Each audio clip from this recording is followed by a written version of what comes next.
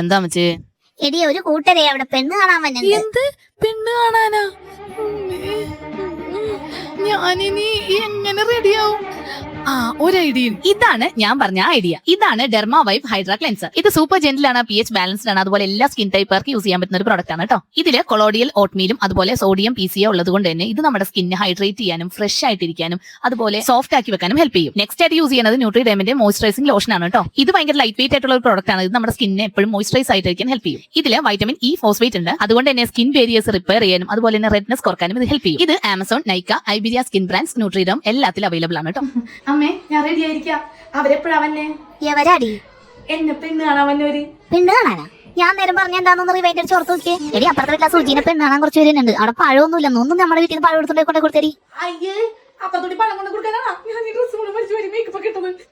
product താഴെ